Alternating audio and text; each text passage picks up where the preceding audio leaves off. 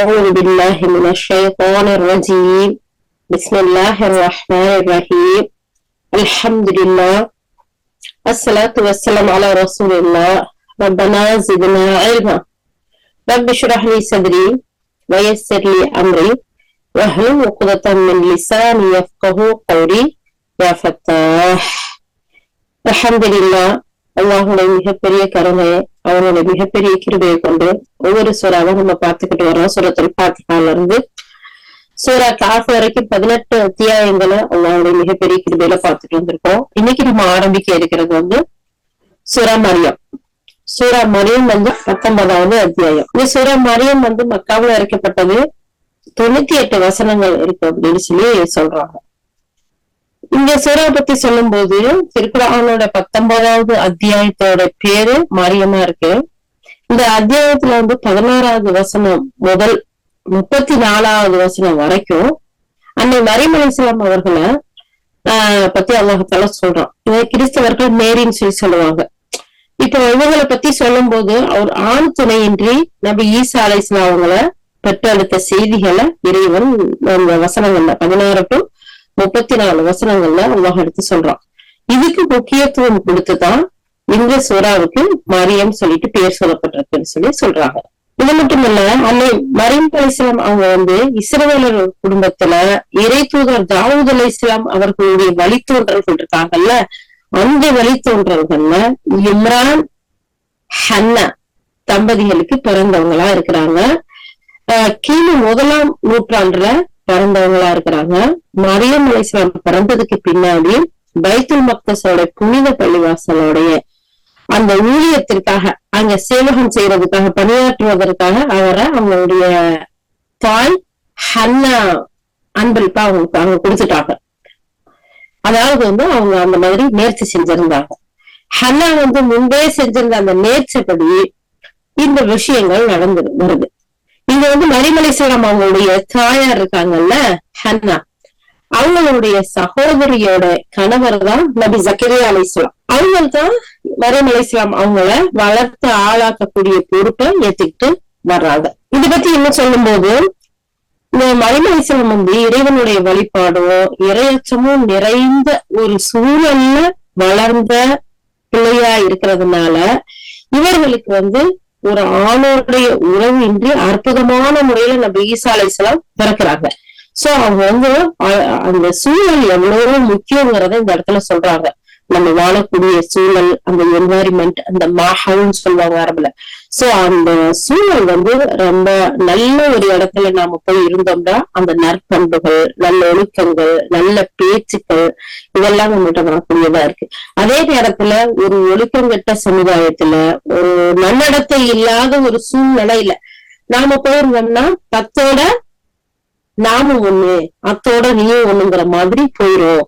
So அப்போ மரியம் அலைஹிஸ்ஸலாம் எப்படி இருக்கிறாங்க அப்படின்னு சொன்னா, ரொம்ப இறையச்சத்தோடையும் இறைவனை வழிபாடக்கூடிய ஒரு அழகிய சூழல்ல இருக்கிறாங்க. அப்ப சூழல் ரொம்ப முக்கியம். நம்ம வாழக்கூடிய அந்த என்வாயர்மெண்ட்டை நம்ம கவனிச்சு பார்க்கணும். நம்ம இறை சூழல்ல இருக்கிறோமா, இறைவனுடைய பேச்சு பேசக்கூடிய மக்களோட பழகுறோமா, ஈமான்தாரிகளோட இருக்கிறோமா, இல்ல இந்த துனியாதாரிகளோட நம்ம பழகுறோமா. பாருங்க, நம்ம யாரோட பழகுறோமோ, எந்த மாதிரியான என்வாயர்மெண்ட் சூழ்நிலையில இருக்கோமோ அதுக்கு அடிக்ட் ஆகி கொஞ்ச நாள் அப்படியே நம்ம அந்த வழிக்கு போறதை பார்க்கலாம். சோ அப்ப மரியம் அலைஹிஸ்ஸலாம் என்ன செய்யறாங்க, அழகான ஒரு சூழல்ல வளர்ந்து வர்றாங்க, இறையச்சத்தோட வளர்ந்து வர்றாங்க.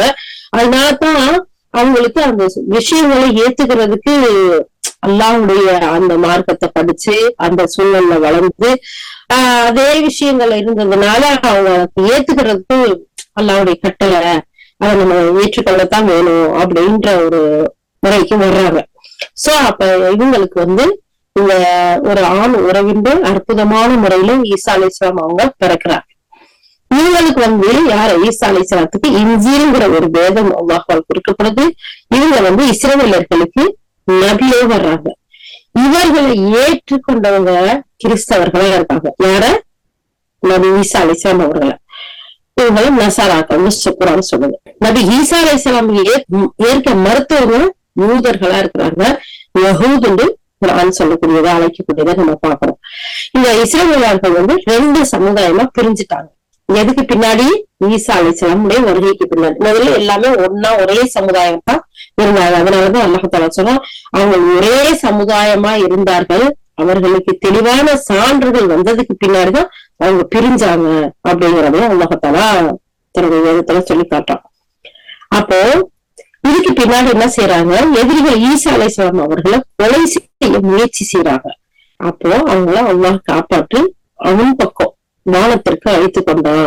இறுதி காலத்துல உலக முடிவுக்கு முந்தி ஈசா அலைஹிஸ்ஸலாம் அவங்க இஸ்லாத்தை பின்பற்றி வாழ்ந்து இந்த இஸ்லாத்தின் மீதான எதிர்ப்பை அடக்கி ஒழித்து அதுக்கு பின்னாடிதான் மரணம் அடைவாங்க அப்படிங்கிற செய்தியும் இதுல நம்ம பார்க்க போறோம்.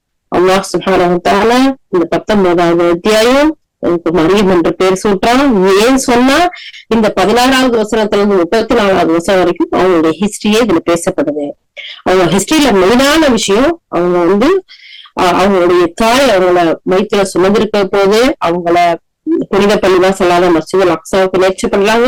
அது ஒரு ஆண் பிள்ளையா இருக்குங்கிற ஒரு எண்ணத்தில் அவங்க முயற்சி பண்றாங்க. ஆனா பிறகு பெண் பிள்ளை முயற்சியை அழகான முறையில் நிறைவேற்றினாங்க. அந்த பெண் பிள்ளையை வளர்க்கக்கூடிய பொறுப்பை சகோதரியின் கணவரான ஜக்கரியா அலைஹிஸ்ஸலாம் அவங்க வளர்க்கறதுக்கான பொறுப்பை அல்லாஹ் தஆலா ஏற்பாடு செய்யலாம். அவங்க அழகான சூழல்ல வளர்ந்து அவங்க இறைச்சத்தோட வளர்ந்து வர்றாங்க. அந்த பெண்ணை அல்லாஹ் தஆலா தேர்ந்தெடுக்கிறான் அவனுடைய மார்க்கத்திற்கு மிகப்பெரிய அற்புதமான வழியில ஈசா அலைஹிஸ்ஸலாம் பிறக்கிறதுக்கு ஒரு காரணமா. அந்த ஈசா அலைஹிஸ்ஸலாம் என்ன செய்யறாங்க? இஸ்ரவேலர்களுடைய வழித்தோன்றல்களுக்கு இறை தூதரா வர்றாங்க. அவர்களை ஏற்றுக்கொண்டவங்க நசாராக்களா கிறிஸ்தவர்களா இருக்கிறாங்க, அவங்களை ஏற்க மறுத்தவங்க யூத சமுதாயமா இருக்கிறாங்க, அவங்களை யஹூதுன்னு சொல்றோம்.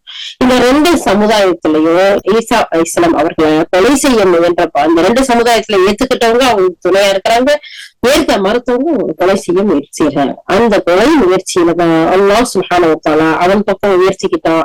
இன்ஷா அல்லாஹ் இறுதி காலத்துல அல்லாஹ்வுடைய ஆணையின்படி அல்லாஹ்வுடைய கட்டளையின்படி ஈசா அலைஹிஸ்ஸலாம் வானத்துல இருந்து இறங்கி வருவாங்க. இந்த இஸ்லாத்தை பின்பற்றுவாங்க. முஹம்மது ஸல்லல்லாஹு அலைஹி வஸல்லம் அவர்களை தூதரா ஏற்றுக்கொண்டு இந்த இஸ்லாத்தில் வாழ்ந்து இங்க வரக்கூடிய எதிர்ப்புகளை எல்லாம் அடக்கி ஒழிச்சு அதுக்கு பின்னாடி அவங்க மரணம் அடைவாங்க அப்படிங்கிற செய்தியும் இந்த சூரா மரியத்துல நம்ம பார்க்கிறோம். அது மட்டும் இல்லாம இந்த அத்தியாயத்துல நபி ஜக்கரியா அலைஹிஸ்ஸலாம் அவங்களும் அவங்களுடைய மகன் புதல்வர் நபி யஹ்யா அலைஹிஸ்ஸலாம் அவங்களை பத்தியும் பார்க்க இருக்கிறோம். அதுக்கடுத்து மரியம் அலைஹிஸ்ஸலாம் அவர்களுடைய புதல்வர் நபி ஈசா அலைஹிஸ்ஸலாம் அவங்களை பத்தின டீட்டெயில்ஸும், நபி இப்ராஹிம் அலைஹிஸ்ஸலாம் அவங்களுடைய தந்தை ஆசர் அவங்கள பத்தியும், நபி மூசா அலைஹிஸ்ஸலாம் அவர்களின் சகோதரர் நபி ஹாரூன் அலைஹிஸ்ஸலாம் ஆகியோரை பற்றிய செய்திகளும் இந்த சூறாவுல இருக்கு. அது மட்டும் இல்லாம யுக முடிவு நாள், வறுமை நாள், அந்த கடைசி இறுதி வேலை அதை பத்தியும் அது நடக்க இருக்கக்கூடிய பயங்கர நிகழ்வுகளை பற்றியும் இந்த சூரா மரியம்ல இருக்கு. அதை அடுத்து சொர்க்கம், அதுக்கடுத்து நரகம், உங்களோட தகவல்களையும் அழகா எடுத்து சொல்லக்கூடிய பாணியில இந்த சூரா அமைஞ்சிருக்கு அப்படின்னு சொல்றாங்க. சுப்ஹானல்லாஹ். இந்த அத்தியாயம் நபி ஸல்லல்லாஹு அலைஹி வஸல்லம் ஹிஜ்ரத்துக்கு முன்னாடி மக்காவுல இறக்கப்பட்ட ஒரு அத்தியாயம் இருக்கு. 2 வசனங்கள் மட்டும் 58, 71 இந்த ரெண்டு வசனங்கள் மட்டும் மதீனாவுக்கு போனதுக்கு பின்னாடி இறக்கப்பட்ட வசனம் அப்படின்னு சொல்றாங்க. 58, 71 இந்த 2 வசனமும் மதனி வசனங்களாயிருக்கு. 98 வசனங்களை கொண்ட இந்த அத்தியாயம் தொகுக்கப்பட்ட வரிசையில 19வது இடத்துல இருந்தாலும் இறக்கப்பட்ட வரிசையில 44வது அத்தியாயமா இருக்கு. சூரா ஃபாத்திர் 35வது அத்தியாயத்துக்கு பின்னாடி இது இறக்கப்பட்டது அப்படிங்கறத சொல்றாங்க. அல்ஹம்துலில்லாஹ். சோ அப்ப இந்த சூரா மரியம் 19வது அத்தியாயம், இதுக்கு மரியம் என்ற பேர் சொல்லப்பட்டிருக்கு. இது மக்காவுல இறக்கப்பட்டது. 98 வசனங்கள். அல்ஹம்துலில்லாஹ். இப்ப நம்ம சூறாக்குள்ள போவோமா?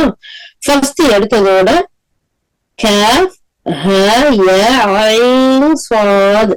அப்போ இந்த வசனங்கள் இந்த எழுத்துக்களுக்குரிய விஷயங்களை அல்லாஹ் அறிந்தவன் அப்படிங்கிறத சொல்றாங்க. இவங்களுக்கு நிறைய விளக்கங்களும் சூரா பக்கராவுல இருந்து சொல்லிட்டு வந்திருக்காங்க. அது மட்டும் இல்லாம இந்த சூறாவை பத்தி சொல்லும் போது நபி ஸல்லல்லாஹு அலைஹி வஸல்லம் அவங்க காலத்துல முஸ்லிம்கள் மக்காவுல இருந்து அபிசீனியா அதாவது எத்தியோப்பியாவுக்கு ஹிஜ்ரத் பண்ணி போனாங்க. அப்ப அந்த நாட்டு மன்னரை மக்கள் மக்கா இணை வைப்பாளர்கள் சந்திச்சு அந்த முஸ்லிம்களை திருப்பி தன்னோட அனுப்பிடணும் அப்படின்னு ஒரு கோரிக்கை வைக்கிறாங்க.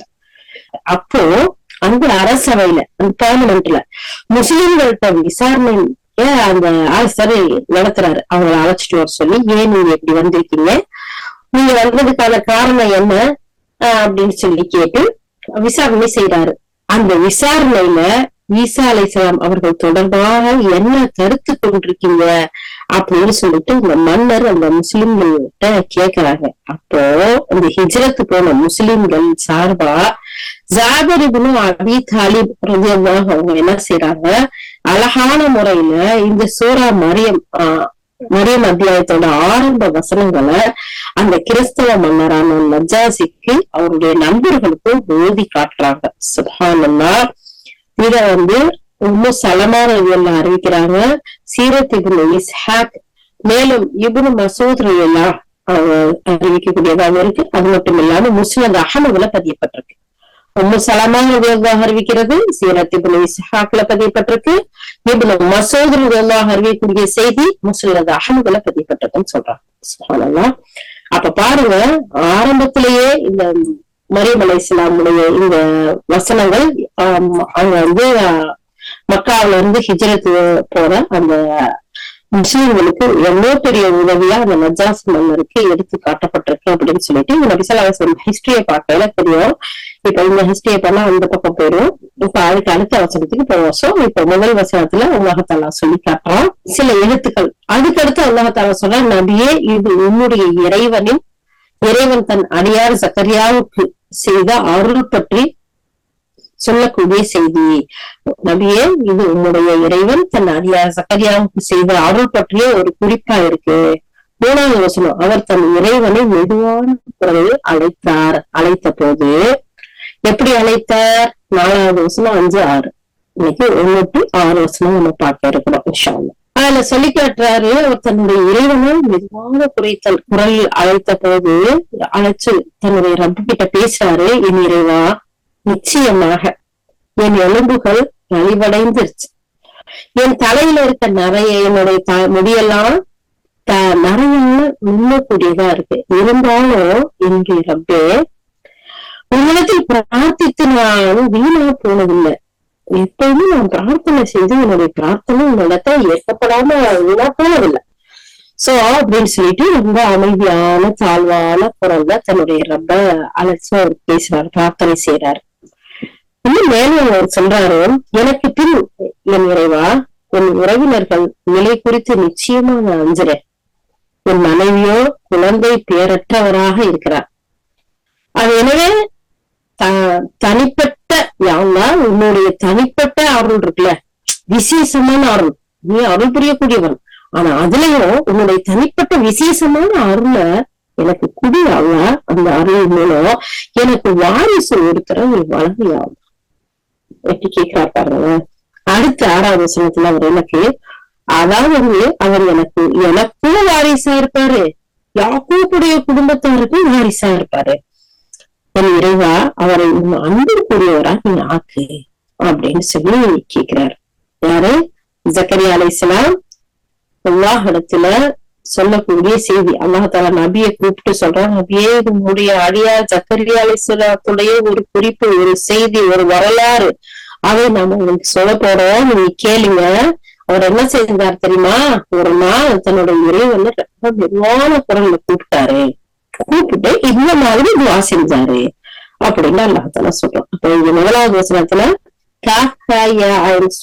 அப்படின்னு சொல்லக்கூடிய அந்த எழுத்துக்களை சொல்லி, இது போல தனி எழுத்து தொடர்பா விரிவான விளக்கம் நம்ம சூரத்துல் பக்கரால பார்த்துட்டோம். சில அறிஞர்கள் சொல்றாங்க, இந்த இதுக்குரிய விளக்கங்களும் அல்லாஹ் அறியக்கூடியவனா இருக்கான் அப்படிங்கறது நான் உங்களுக்கு சீரகத்துல கொடுத்துறோம். கொடுத்துட்டு 2வது வசனத்துல நமக்கு விளக்கம் சொல்ல வராங்க. நபியுடைய இறைவன் தன்னுடைய அடியார் ஜக்கரியாவுக்கு செய்த அருளை இந்த இடத்துல சொல்லி காட்டக்கூடிய செய்தியா இருக்கு, ஒரு வரலாறா இருக்கு.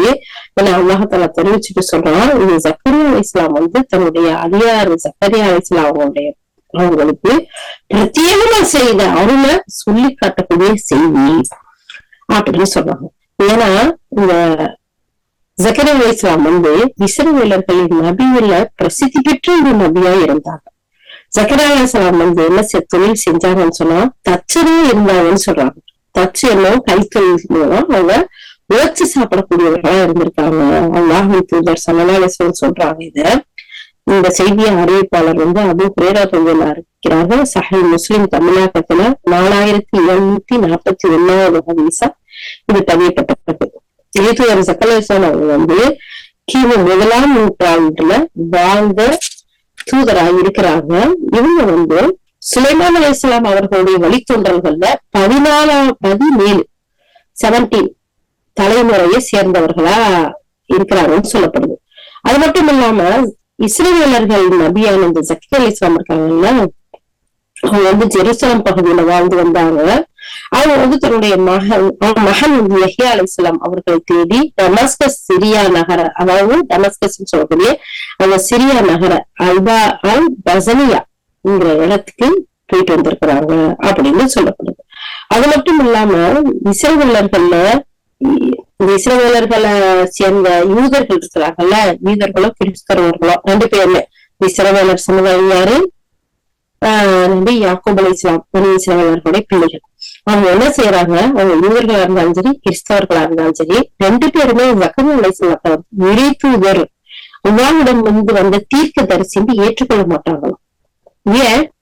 அவங்க பைத்துல் முகத்தஸோட வேலை செய்யக்கூடிய சேவகர்கள்ல ஒருத்தரா இருந்ததுனால அவங்க என்ன செய்வாங்கன்னா, அந்த பைத்துல் முகத்தஸோட சேவகர் வேலை செய்யக்கூடியவர் அப்படின்னு தான் பாப்பாங்களாம். அப்படித்தான் அவங்களுடைய விவிலியம் புதிய ஏற்பாடு பைபிள் இருக்குல்ல, அதுல எழுதியிருக்கிறாங்க. ஜக்கரியாங்கிறவர் அவர் ஆச்சாரியார். அவங்களுடைய துணைவியார் பேர் எலிசபெத்து அப்படின்னு சொல்லி அவங்க எழுதியிருக்கிறாங்க. இவங்க யூதேயா தேசத்தின் ராஜாவாகிய யோத்தின் நாட்களில் அபியா என்னும் ஆச்சாரிய வகுப்பு ஜக்கரியா என்னும் பேர் கொண்ட ஒரு ஆச்சாரியர் இருந்தார். அவருடைய மனைவி ஆரோனுடைய குமாரத்திகள் ஒருத்தி, அவர் பேர் எலிசபெத்து அப்படின்னு சொல்லிட்டு லூக்காங்கிற அந்த அத்தியாயத்துல இவங்க பைபிள்ல எழுதி இருக்கிறாங்க. அப்ப கிறிஸ்தவர்களும் யூதர்களும் ஜக்கரியா அலைஹிஸ்ஸலாத்தை என்ன செஞ்சுட்டாங்க, ஒரு இறை தூதரா இறைவனிடம் தீர்க்க தரிசி ஏற்றுக்கொள்ள மறுத்தவர்களா இருக்கிறாங்க. ஏன்னு சொன்னா இவங்க அந்த பைத்துல் முகத்தஸோட ஊழியரா இருந்ததுனால அவங்க அவங்கள ஆச்சாரியராக தான் பாக்குறாங்க அப்படின்னு சொல்றாங்க. ஆனா திருக்குறான் அல்லாஹ்வுடைய இந்த வேதம் தான் ஜக்கரியா அலைஹிஸ்ஸலாத்தை ஒரு இறை தூதர் அப்படின்னு இந்த உலகத்துக்கு அறிமுகப்படுத்தியது, இனம் காட்டியது அப்படின்னு சொல்றாங்க. அது மட்டும் இல்ல, ஜக்கரியா அலைஹிஸ்ஸலாம் அவர்களுடைய தந்தை பேர் ஆதான் அப்படின்னு சொல்லி சொல்றாங்க. சில இடத்துல தான் அப்படின்னு வருது அப்படின்னு சொல்றாங்க. மாசான் என்றும் பலவாறாக சொல்லப்படுது. ஆதான்னு ஒரு இடம் சொல்றாங்க, தான்னு சொல்றாங்க, மாசான் அப்படின்னு சொல்லி சொல்றாங்க. இந்த ஜக்கரியா அலைஹிஸ்ஸலாத்துக்கு பின்னாடி ஆதான் பின் முஸ்லிம் பின் சதூக் என்று தொடங்கி சுலைமான் அலைஹிஸ்ஸலாம் அவங்க வரைக்கும் ஜக்கரியா அலைஹிஸ்ஸலாம் அவங்களுடைய பரம்பரை போகுது. இது அல் பிதாயா வன் நிஹாயாங்கிற நூல்ல எழுதப்பட்டிருக்கு. தஃப்சீர் மாஜிதிலையும் இந்த செய்தி இருக்கு. அப்ப நபி ஜக்கரியா அலைஹிஸ்ஸலாம் எந்த வரைக்கும் போறாங்க, அவங்க சுலைமான் அலைஹிஸ்ஸலாம் தாவூத் அலைஹிஸ்ஸலாம் பரம்பரையை சேர்ந்தவங்களா இருக்காங்க. அந்த பரம்பரையில வந்தவங்கதான் நபி ஜக்கரியா அலைஹிஸ்ஸலாம் அப்படிங்கறது இந்த இடத்துல சொல்றாங்க. அந்த மேலையை பார்த்தோம் இல்லையா, சுலைமான் அலைஹிஸ்ஸலாமுடைய வழித்தோன்றல 14வது தலைமுறையை சேர்ந்தவங்க சொல்லப்படுது. ஆனா ஜக்கரியா அலைஹிஸ்ஸலாத்தை யூதர்களும் கிறிஸ்தவர்களும் என்ன செய்யறாங்க, நபின்னு ஏத்துக்கறல. அவங்களாம் இந்த கோவில் பூசாரி வச்சிருக்காங்கல்ல, அந்த மாதிரி ஆச்சாரியர் அப்படிங்கிறதான் சொல்றாங்களே தவிர அவரை நபின்னு ஏத்துக்கல. ஆனா அல்லாஹ்தான் தன்னுடைய வேதத்துல எழுதி முறையில அல்லாஹ் சுப்ஹானஹு வ தஆலா அவங்கள நபிங்கிற ஒரு விஷயத்த இந்த உலகத்துக்கு சொல்லி காட்டுறான். இப்போ 2வது வசனம். அப்போ 3வது வசனத்தை அல்லாஹ் தஆலா சொல்றான், அவர் தன்னுடைய இறைவனை மெதுவான குரல்ல கூப்பிட்டு பேசினாரு. எப்படி பட்ட நேரத்துல பேசினாரு அப்படின்னு சொல்லும் போது சொல்றாங்க, முதுமை பருவத்துல அவருக்கு ரொம்ப வயசாயிருச்சு. அப்படியான முதுமை பருவத்துல அவங்க பிரார்த்திப்பதை யாரும் தன்னுடைய அறிவுல இருந்து அத சொல்லக்கூடாது. என்னடா இவ்வளவு வயசானதுக்கு பின்னாடி குழந்தைய கேட்கிறாரு அப்படின்னு சொல்லிட்டு யாரும் நினைச்சிடக்கூடாது அப்படின்னு சொல்லிட்டு அப்படியே மெதுவான குரல்ல அந்த இடத்துல பேசுறாருங்கிற ஒரு விளக்கத்தை இங்க கொடுக்குறாங்க. ரொம்ப தள்ளாடி வயசாகி பலகீனமா போனதுக்கு பின்னாடி தன்னை யாரும் இந்த நம்ம சத்தமா கேட்டா அறிவு கெட்ட மனுஷனா இருக்கிறாரே அப்படின்னு ஒரு அறிவிலி அப்படின்னு சொல்லிடக்கூடாதுங்கிறதுக்காக சக்கரை அலிஸ்லாம் மெதுவான குரல்ல அல்லாஹ் கூப்பிட்டு சொல்றாங்க, யா அல்லாஹ் அப்படின்னு சொல்லிட்டு அப்படி மெதுவா சுப்ஹானல்லாஹ் இத பத்தி சொல்லும் போது இவ்வாறு மாவாத்தி ரஹ்மத்துல்லாஹ் அவங்க இதை அறிவிக்கிறாங்க. அது மட்டும் இல்லாம தனிந்த குரல்ல பிரார்த்திக்கிறதும் அல்லாஹ்வுக்கு ரொம்ப விருப்பமானது அப்படிங்கறதுனாலயும் ஜக்கரியா அலைஹிஸ்ஸலாம் இவ்வாறு மெதுவான குரல்ல பிரார்த்தித்தாங்க அப்படின்னு மற்றவர்களும் விளக்கம் சொல்றாங்க. பாருங்க, அல்லாஹ்வுக்கு சத்தம் போட்டு கூப்பிட்டு துவா செய்யறதை விட மெதுவான குரல்ல அல்லாஹ் அப்படின்னு நம்ம அழைத்து அவன்கிட்ட நம்மளுடைய தேவைகளை கேட்கறது, பிரார்த்தனை செய்யறது அல்லாஹ்வுக்கு விருப்பமானது அப்படிங்கறத நிறைய அறிஞர்கள் சொன்னாங்க. இந்த இடத்துல கதாதா ரஹ்மத்துல்லாஹ் அவங்க சொல்லி காட்டுறாங்க, இந்த வசனத்திற்கு அதுக்கு விளக்கம் இந்த கருத்தை உறுதி செய்து எப்படிப்பட்ட ஒரு கருத்தை உறுதி செய்துன்னு அவங்க சொல்றாங்கன்னா, இறையச்சமுள்ள இதயத்தை அல்லாஹ் நிச்சயம் அறியக்கூடியவனா இருக்கான். அந்த இதயம் எப்படிப்பட்டதா இருக்கும், தனித்த குரல்ல அவனை செவிடுவான். அதாவது அந்த இதயத்துல இருந்து பேசக்கூடிய அந்த தாழ்ந்த அந்த மெதுவான குரலை அவன் அப்படி அழகான முறையில செய்யக்கூடியவனா இருக்கிறான் அப்படின்னு கதாதா ரஹ்மத்துல்லாஹ் விளக்கம் சொல்றாங்க. சுப்ஹானல்லாஹ், இந்த இறையச்சம் உள்ள அந்த இதயத்தை அறிந்தவனா இருக்கான். அந்த இதயம் என்ன செய்யும், அலறி கத்தி ஆர்ப்பாட்டம் பண்ணாத அப்படி தாழ்ந்த தனிந்த குரல்ல மெதுவா தன்னுடைய ரப்ப அழைக்கவும் அதெல்லாம் செவியேற்றுக்கோவான் அப்படின்னு சொல்றாங்க. அது மட்டும் இல்லாம முற்கால அறிஞர்கள்ல சிலர் சொல்றாங்க, ஒரு நாள் இரவுல ஜக்கரியா அலைஹிஸ்ஸலாம் என்ன செஞ்சாங்க, தன்னுடைய தோழர்களோட தன்னுடைய நண்பர்களோட தூங்கிக்கிட்டு இருந்தாங்க. அப்படி தூங்கிட்டு இருக்கும் போது ஒரு நாள் எந்திரிச்சு தன்னுடைய இறைவனை தாழ்ந்த குரல்ல இறைவா இறைவா இறைவா அப்படின்னு சொல்லிட்டு அழைக்க தொடங்குறாங்க. சுப்ஹானல்லாஹ். அப்போ அவர்கள்ட்ட அவங்களுடைய அந்த அழைப்ப அல்லாஹ் கேட்டு, இதோ நான் தயாரா இருக்கிறேன், ஒவ்வொரு வார்த்தைக்கும் இதோ நான் தயாரா இருக்கிறேன், இதோ நான் தயாரா இருக்கிறேன், என்கிட்ட கேளு, என்கிட்ட கேட்பீராகன்னு அல்லாஹ் சொன்னான். சுப்ஹானல்லாஹ். அல்லாஹ் தஆலா சொல்லக்கூடிய அந்த வசனத்தை அப்படியே அந்த சூழ்நிலை இருந்து பாருங்களேன். அல்லாஹ் தஆலா எப்படி சொல்றான், நபியே இது உங்களுடைய இறைவனுடைய அடியார் ஜக்கரியாவுடைய ஒரு அழகான செய்தி, அழகான ஒரு வரலாறு, அழகான ஒரு குறிப்பு அப்படின்னு அல்லாஹ் தஆலா சொல்லிட்டு அடுத்த வசனத்துல தன்னுடைய இறைவனை அவர் மெதுவான குரல்ல கூப்பிட்டாரு அப்படிங்கிறதுக்கு இங்க சொல்றாங்க. அப்போ அப்படி ஃப்ரெண்டோடு வட்டாரத்துல அவர் இருந்து தூங்கிட்டு இருக்கனால அவரை எந்திரிச்சு அவங்க கூப்பிடுறாரு. அப்போ அவங்களுக்கெல்லாம் சத்தம் கேட்டா நினைப்பாங்கல்ல, என்னடா இப்படி ஒரு மனுஷனா இருக்கிறாரு அப்படின்னு சொல்லிட்டு. நம்ம முன்னாடி வசனங்களை பார்த்தோம் இல்லையா, நம்ம அறிவிட்ட மனுஷன் ஒரு அறிவிலையும் நினைச்சிடக்கூடாது. சோ அந்த மாதிரியான ஒரு சூழ்நிலையில அவர் தன்னுடைய இறைவனை இறைவா இறைவான்னு மெதுவா கூப்பிடுறாரு. அந்த சத்தத்தை கேட்டு அல்லாஹ் சுப்ஹானஹு வ தஆலா, இதோ நான் தயாரா இருக்கேன், என்னுடைய அடையாள நீங்க இன்னைக்கு கேளுங்க அப்படின்ட்டு அல்லாஹ் தஆலா சொல்றான் அப்படிங்கிற செய்தியை ஒரு கால அறிஞர்களும் சொல்லி இருக்கிறாங்க. இதையும் ரஹ்மத்துல்லாஹ் அவருடைய தஃசீர்ல பதிவு வச்சிருக்காங்க. இப்படி கூப்பிட்டு அல்லாஹ் தஆலா நான் தயாரா இருக்கேன் சொல்லுங்கன்னு சொன்னதும் ஜக்கரியா அலைஹிஸ்ஸலாம் என்ன சொல்றாங்க, என்னுடைய ரப்பே என்னுடைய எலும்பெல்லாம் நலிவடைஞ்சிருச்சு. இப்ப விஷயத்த சொல்றாங்க.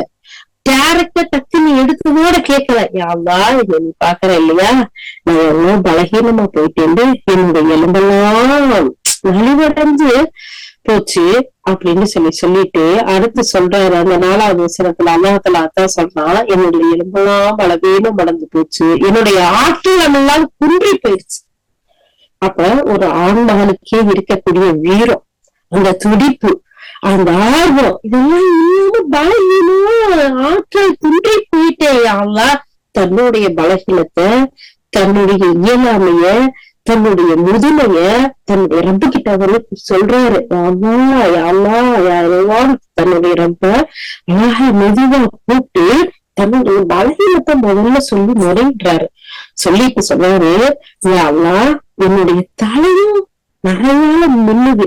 தலைகிட்டமா போயிட்டாரு, அவருக்கு எந்த ஒருக்குமே சக்தி இல்ல, அவருடைய ஆற்றலே குண்டி போயிடுச்சு. எப்படி இருக்கும்? என்னுடைய தலையே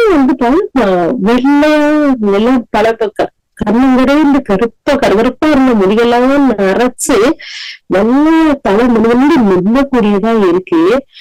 எந்த அளவுக்கு சொல்லி சொன்னா, அந்த கரித்துண்டில கணன்றுகள் இருக்கக்கூடிய தணலை போல இந்த கருப்பு முடியில நரை கனல் மாதிரி தைக்கிது. அப்படி அப்படி விளவிளையன்னு அப்படி போயிடுச்சு. அந்த மாதிரி ஒரு பலகீனமும் ஒரு மூப்பும், அதாவது ஒரு பல்லாத வயது அது அப்படி ஏற்பட்டத நான் உணர்றையாலா இந்த அறிகுறிகள்லாம் வெளியேயும் உள்ளேயும் தெரியுது. அவர் எவ்வளவு அழகா இந்த இடத்துல நமக்கு விளக்கம் சொல்றாங்க பாருங்க. என்னுடைய பலகீனம், என்னுடைய தலை நரைச்சு போச்சு, நான் சக்தியற்று போயிட்டேன், எனக்கு எல்லாமே இழந்துட்டேன். இந்த அறிகுறிகள் வெளியே மட்டும் இல்ல, உள்ள அந்தரங்கத்திலயும் நான் அப்படித்தான் ஃபீல் பண்றேன். ஆனா நான் உங்ககிட்ட துவா செய்யறேன் அப்படின்னு சொல்றாரு அந்த தொடர்ல. இனிமே என்னுடைய ரப்பே உன்னிடம் பிரார்த்திச்சு நான் இதுவரைக்கும் வீட்டா போனதே இல்லை, என்னுடைய எந்த ஒரு பிரார்த்தனையும் வீணாக்குனது இல்லையாவா அப்படின்னு சொல்லிட்டு தன்னுடைய தேவை அவர் கேட்கிறாரு. நான் உன்கிட்ட பிரார்த்தனை செய்தது போலாம், அதை நீ ஏற்றிருப்பதை நான் அறியக்கூடியவனா இருக்கேன். அதாவது ஒவ்வொரு நேரமும் என்னுடைய தேவைகளை கேட்டு உங்ககிட்ட துவா செஞ்சுக்கிட்டே வர, நீ அதெல்லாம் ஏத்துக்கிட்டு இருக்கேங்கிறது எனக்கு தெரியும், நான் அறியக்கூடியவனா இருக்கேன். அதனால நீ என்னுடைய எந்த ஒரு துவாவையும் நான் உங்ககிட்ட கேட்டதையும் நீ மறுத்ததே இல்லை. ஆக இப்ப என்ன விஷயம், வாங்க நீ எனக்கு என்ன செய்ய அல்லாஹ் அடுத்த வசனத்துல சொல்லி காட்டுறான், 5ஆவது வசனத்துல.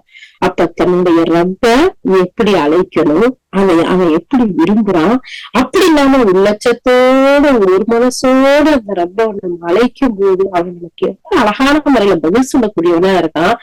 அப்படி நம்ம கூப்பிடக்கூடிய விஷயத்துல நம்மளுடைய பலகீனத்தை, நம்மளுடைய இயலாமைய, நம்மளுடைய அடிமைத்தனத்தை நம்மளுடைய எஜமானனுக்கு முன்னாடி எடுத்து சொல்லும் போது சுப்ஹானல்லாஹ், அப்போ அதை சிறிதாவது கேட்கக்கூடியவனா இருக்கான், அதை நிறைவேற்றக்கூடியவனா இருக்கான். எப்படி போய் நம்ம வேலை பாக்குறவங்கள்ட்ட, ஒரு கம்பெனில ஒரு மேனேஜர் கிட்டயோ, ஒரு பாஸ் கிட்டயோ, ஒரு முதலாளி கிட்டயோ நம்ம போய் எனக்கு இந்த மாதிரி கஷ்டம், பிளீஸ் எனக்கு ஹெல்ப் பண்ணுங்கன்னு கேட்டா, ஐயோ பாவம், விசுவாசமா இருக்கக்கூடியவன், எல்லா நேரத்துல கரெக்டா அட்டன் பண்ணக்கூடியவன், இன்னைக்கு எனக்கு ஒரு பிரச்சனையா அப்படின்னு சொல்லி எவ்வளவு இறக்கப்படுறாங்க. சாதாரண உலகத்துல இருக்க முதலாளிகள் பாசுகளை இறக்கப்பட்டா, கூட இருக்கிறவங்க இறக்கப்பட்டா, எல்லாவற்றையும் கிடைத்த அகிலத்தின் ரப்பு அவருக்கு முன்னாடி நாம போய் நம்மளுடைய அடிமைத்துவத்தை சொல்லி சரணடைஞ்சு அந்த ரப்பு கிட்ட நம்ம தாழ்ந்த குரல்ல கேட்கும் போது மிகப்பெரிய ஒரு படிப்பினை, மிகப்பெரிய ஒரு அழகான ஒரு நூல்பாடல், அழகான ஒரு எடுத்துக்காட்டான வசனங்கள். சுபானல்லாம் அப்ப ஒரு தன்னுடைய இயலாமையெல்லாம் சொல்லி, இயலாமையை மட்டும் சொல்லல, சொல்றாரு, எல்லாம் நான் வந்துட்டு எப்பயுமே நான் துவா செஞ்சுட்டு வீணா போகவே இல்லையாவ, நீ எல்லாத்தையும் எனக்கு கொடுத்துருக்கேங்கிறது எனக்கு தெரியால, இருந்தாலும் நான் இப்ப உங்ககிட்ட கேக்குறேன். என்ன கேக்குறேன்? 5ஆவது வசனம், எனக்கு பின் என்னுடைய உறவினர்கள் நிலை குறித்து நிச்சயமா நான் அஞ்சுறையாளா, பயப்படுறையாளா ஜக்கரியா அலைஹிஸ்ஸலாம் சொல்றாரு.